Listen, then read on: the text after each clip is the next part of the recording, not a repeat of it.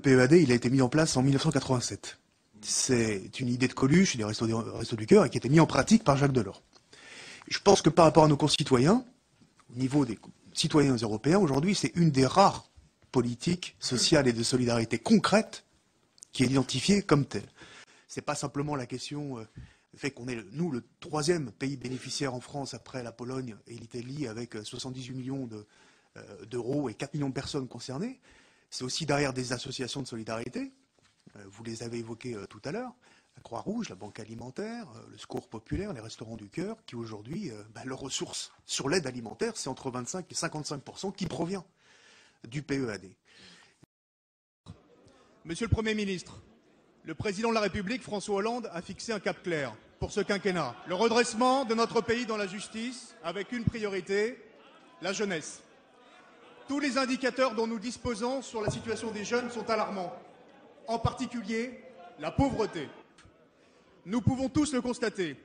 De nombreux jeunes renoncent aujourd'hui à se soigner ou ne trouvent pas à se loger, faute de moyens financiers.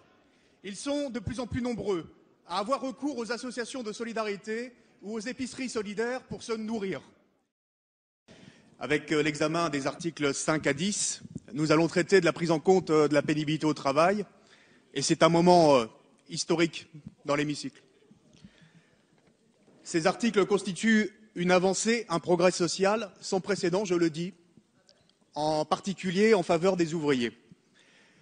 Ces articles répondent à une injustice, une inégalité sociale majeure, l'inégalité devant l'espérance de vie du fait des conditions de travail pénibles. Je crois que la grande différence avec le dispositif de 2010 de nos collègues de l'opposition, c'est que la prise en compte de la pénibilité va pouvoir se faire notamment sur les effets différés sur la santé des conditions de travail pénibles et pas sur un constat médical immédiat. Mais pour la première fois dans notre histoire des relations sociales, il y aura un dispositif pénibilité au travail qui concilie le volet de prévention, mais surtout, il y aura en plus un volet compensation de la pénibilité au travail, avec deux grandes possibilités. Bien évidemment, le maintien de rémunération en cas de passage en temps partiel tout au long de la vie, et puis cette possibilité d'avoir aussi des trimestres supplémentaires de valider pour la retraite et donc la possibilité de partir de façon anticipée.